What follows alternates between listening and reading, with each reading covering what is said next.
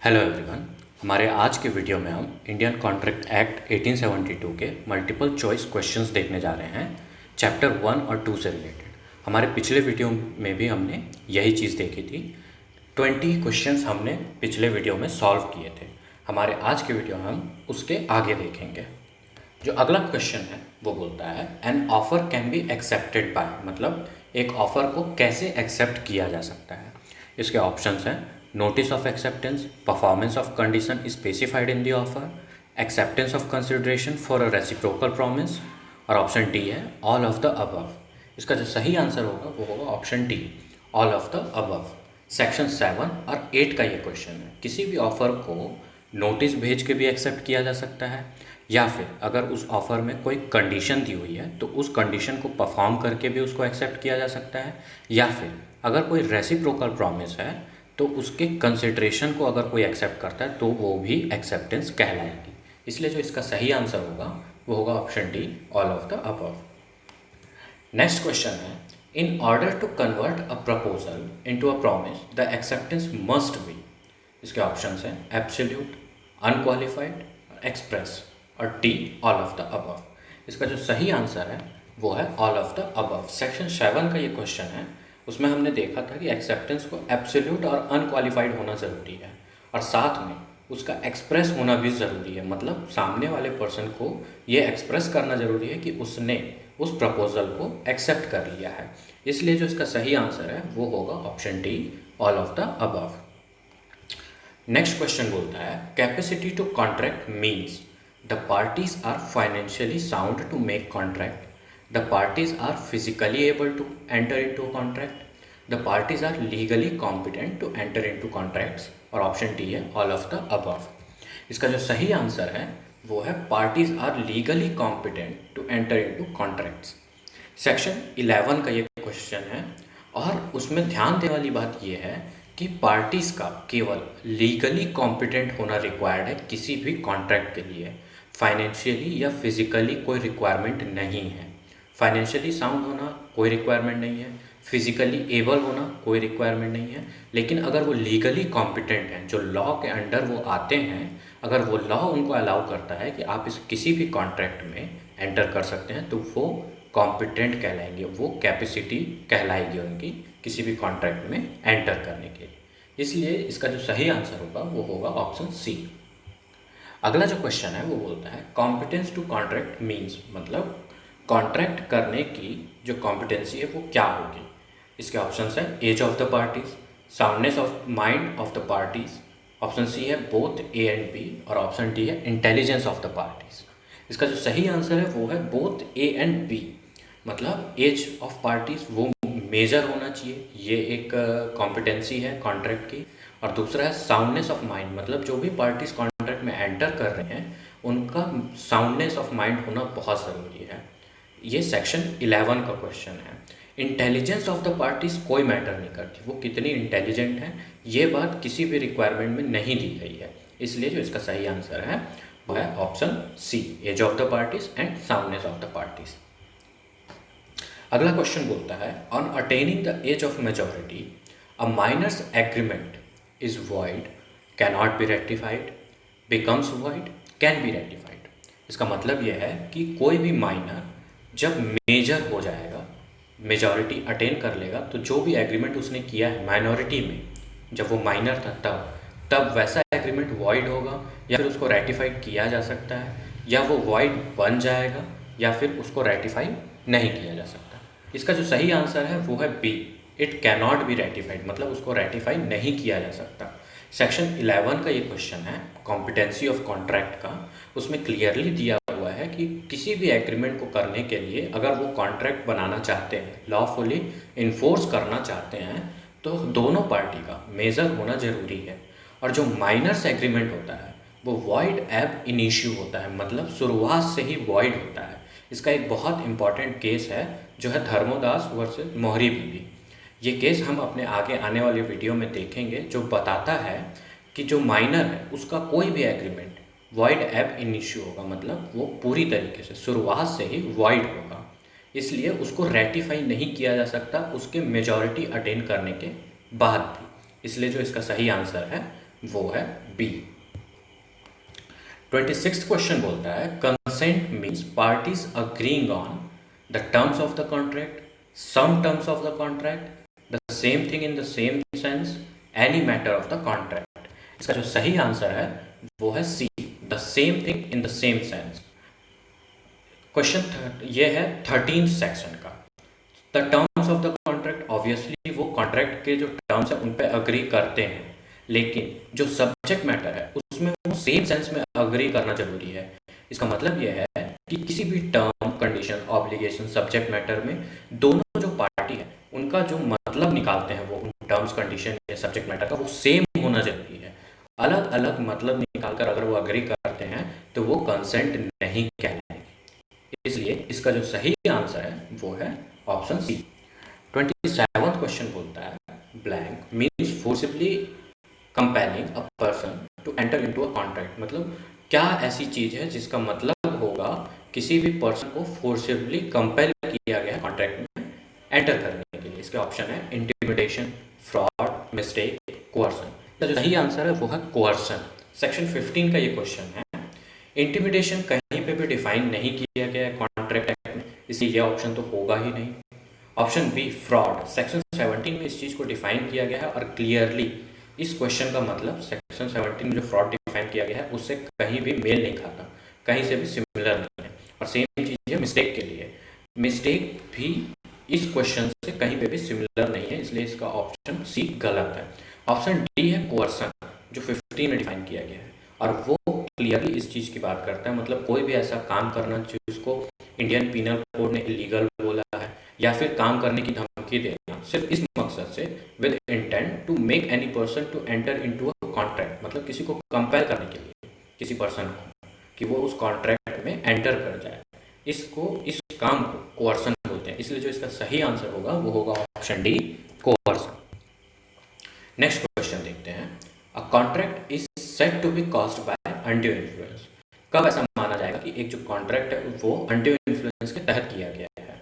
इसके ऑप्शंस हैं A when one party is a dominant party, B when one party uses its dominant position to get unfair advantage over the other in a contract, option C है when parties to contracts are close friends, option D है when parties to a contract are near relative. इसका जो सही answer है वो है option B, when one party uses its dominant position to get unfair advantage over the other in a contract। Section 16 का ये question है, इसके बाकी ऑप्शंस देखते हैं। when one party is in a dominant position या one party is a dominant party। तीनों option में एक चीज ध्यान देने की है कि तीनों ही ऑप्शन में एक पार्टी डोमिनेंट पोजीशन पे है, लेकिन इसका ये मतलब नहीं है कि अगर कोई पार्टी डोमिनेंट पोजीशन में है तो हर वो कॉन्ट्रैक्ट अनड्यू इन्फ्लुएंस के तहत किया गया माना जाएगा। अगर कोई पार्टी डोमिनेंट पोजीशन पे है और वो उस पोजीशन को यूज करती है कोई अनफेयर एडवांटेज गेन करने के लिए, केवल तभी वो जो कॉन्ट्रैक्ट है वो अनड्यू इन्फ्लुएंस के तहत किया गया माना जाएगा। इसीलिए जो इसका सही आंसर है वो होगा ऑप्शन बी। नेक्स्ट क्वेश्चन देखते हैं। The agreement entered into without free consent is valid, void, voidable या इल्लीगल। इसका सही आंसर है वो है वॉइडेबल। सेक्शन 14 का ये क्वेश्चन है जो फ्री कंसेंट को डिफाइन करता है और यहाँ पे भी फ्री कंसेंट का क्वेश्चन है और ये बोल रहा है कि अगर किसी एग्रीमेंट में फ्री कंसेंट के बिना एंटर किए हैं तो वैसा एग्रीमेंट क्या होगा, वैलिड होगा कि वॉइड होगा कि वॉइडेबल होगा कि इलीगल होगा। तो इसका सही आंसर है वॉइडेबल होगा, मतलब उसको शून्य कराया जा सकता है। और कौन करा सकता है? वो पार्टी जिसकी कंसेंट फ्री नहीं है, वो पार्टी चाहे तो उसको वॉइड करवा सकती है। इसलिए जो इसका सही आंसर होगा वो होगा ऑप्शन सी। अगला क्वेश्चन बोलता है which of these does not constitute fraud, मतलब नीचे जो चीजें दी गई हैं उसमें से कौन सी चीज फ्रॉड में नहीं आएगी। ऑप्शन ए है suggestion as a fact of something which is not true by a person who does not believe it to be true. Option B है active concealment of a fact. Option C है innocent statement honestly believing the same to be true. Option D है promise made without any intention of performing it. इसका सही answer है option C. Fraud की definition दी हुई है section 17 में, इसलिए ये जो क्वेश्चन है वो है सेक्शन 17 का। हमें सेक्शन 17 याद होना चाहिए इस क्वेश्चन को सॉल्व करने के लिए।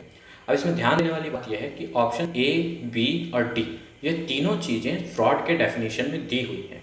जो केवल चीज़ ऑप्शन सी में दी हुई है वो फ्रॉड के डेफिनेशन में नहीं है, ये मिस रिप्रेजेंटेशन की डेफिनेशन में है। Innocent statement honestly believing the same to be true, ये मिस रिप्रेजेंटेशन होता है, इसलिए इसका सही आंसर है ऑप्शन सी, क्योंकि ये फ्रॉड नहीं कहलाएगा। अगला क्वेश्चन है, an act forbidden by law means, मतलब कोई भी ऐसा एक्ट जो फॉरबिडन बाय लॉ बोला गया है, मतलब लॉ के द्वारा जिसको फॉरबिडन किया गया है, उसका मतलब क्या है। इसके ऑप्शंस हैं, A it is punishable by the criminal law, B it is prohibited by a special act, C either A और बी, और ऑप्शन डी है नाइदर ए नॉर बी। सही आंसर है ऑप्शन सी, आइदर ए और B. अब इसके ऑप्शंस देखते हैं। It is punishable by the criminal law, मतलब क्रिमिनल लॉ के अंदर उस एक्ट को पनिशेबल बनाया गया है, उसके लिए सजा निर्धारित की गई है, तो ऑब्वियस ही बात है कि इसका मतलब है उसको लॉ के अंदर फॉरबिडन बनाया गया है। और सेकंड है, it is prohibited by a special act, अगर कोई स्पेशल एक्ट बनाया है किसी चीज़ के लिए तो उसके अंदर उस एक्ट को प्रोहिबिट किया गया है, उसको करने से मना किया गया है, तो इसका मतलब भी यही होगा कि वो लॉ के अंदर फॉरबिडन है, इसलिए जो इसका सही आंसर होगा वो होगा ऑप्शन सी, आइदर ए और बी। अगला क्वेश्चन है, which of the following agreements are valid, मतलब नीचे जो एग्रीमेंट्स दिए गए हैं उनमें से कौन सा वैलिड होगा। Uncertain agreements, wagering agreements, agreements to impossible event, none of the above.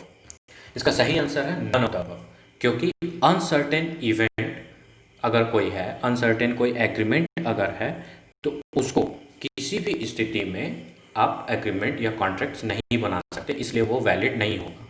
29 जो सेक्शन है उसमें ये दिया हुआ है।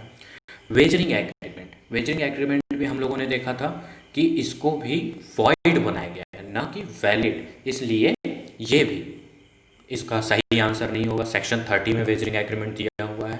And agreements to do impossible events, section 56 में ये चीज़ दी हुई है, और उसको भी ये बताया गया है कि कोई भी ऐसा एग्रीमेंट जिसमें इम्पॉसिबल इवेंट की बात की गई है या इम्पॉसिबल काम को करने की बात की गई है वो वॉइड होगा, वैलिड नहीं होगा, इसलिए जो इसका सही आंसर होगा वो होगा option D, none of the above. अगला क्वेश्चन देखते हैं।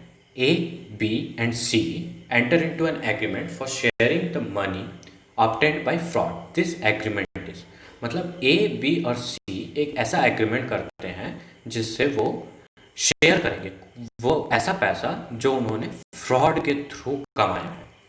तो ऐसा एग्रीमेंट क्या होगा, वैलिड होगा, वेजरिंग होगा, वॉइड होगा या वॉइड होगा। तो इसका सही आंसर है वॉइड होगा। और क्यों वॉइड होगा, ये सेक्शन 23 का क्वेश्चन है जिसमें बोलता है व्हाट कंसिडरेशन आर लॉफुल और नॉट। मतलब अब इसमें ये देखने की चीज़ है, इसमें जो कंसिडरेशन और ऑब्जेक्ट, इसमें जो ऑब्जेक्ट है वो अनलॉफुल है, क्योंकि वो ऐसे पैसे की बात कर रहे हैं जो फ्रॉड के थ्रू कमाया गया है, इसलिए ये जो पूरा एग्रीमेंट होगा वो वॉइड होगा। 34 क्वेश्चन देखते हैं। Which one of the following is a void agreement, मतलब नीचे जो एग्रीमेंट्स दिए हुए हैं उनमें से कौन सा वॉइड होगा। An agreement without consideration, an agreement in restrain of marriage, an agreement in restrain of trade, या फिर ऑल ऑफ द अबव। इसका जो सही आंसर है वो है ऑल ऑफ द अबव। अब इसमें कंफ्यूजिंग चीज़ ये है कि एन एग्रीमेंट विदाउट कंसिडरेशन, इसके 3 ऑप्शंस दिए हुए हैं जो लीगल होंगे, लेकिन अगर क्वेश्चन ये आता है कि कौन से एग्रीमेंट्स इनमें से वॉइड होंगे, तो हमें हमेशा ध्यान रखना है कि कोई भी एग्रीमेंट जो बिना कंसिडरेशन के किया हुआ है वो हमेशा और हमेशा वॉइड होगा। और उसके बाद जो 2 ऑप्शंस दिए गए हैं, agreement in restrain of marriage, वो ऑब्वियसली वॉइड है, सेक्शन 26 में क्लियरली ये चीज़ दी हुई है। और ऑप्शन जो सी है, agreement in restrain of trade, ये भी वॉइड होगा, ये 27 सेक्शन में दी हुई है, इसलिए जो इसका सही आंसर है वो है all of the above, option D. अगला क्वेश्चन देखते हैं।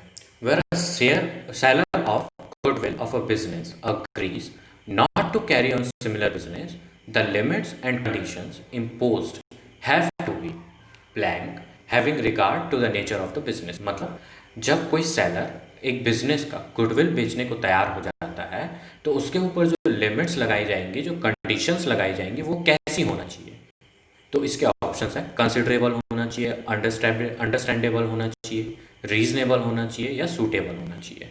यह डायरेक्ट क्वेश्चन है सेक्शन 27 का, और उसमें क्लियरली दिया हुआ है कि ऐसी जो कंडीशंस हैं लोकल लिमिट्स तय करने वाली, वो रीजनेबल होना चाहिए कोर्ट्स की नज़र में। इसलिए इसका जो सही आंसर होगा वो होगा ऑप्शन सी, रीजनेबल।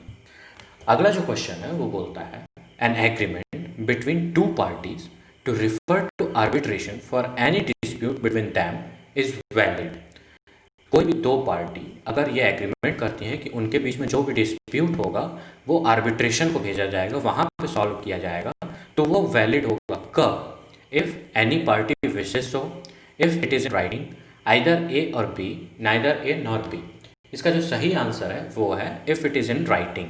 सेक्शन 28 का ये क्वेश्चन है जिसमें क्लियरली लिखा हुआ है कि अगर एग्रीमेंट राइटिंग में है, और इस बारे में बात करता है कि अगर दो पार्टीज के बीच में कोई डिस्प्यूट होता है और उन्होंने रिटर्न में ये एग्रीमेंट किया है कि वो डिस्प्यूट उन लोग रिफर करेंगे किसको? आर्बिट्रेशन को, तो वो एक वैलिड एग्रीमेंट होगा।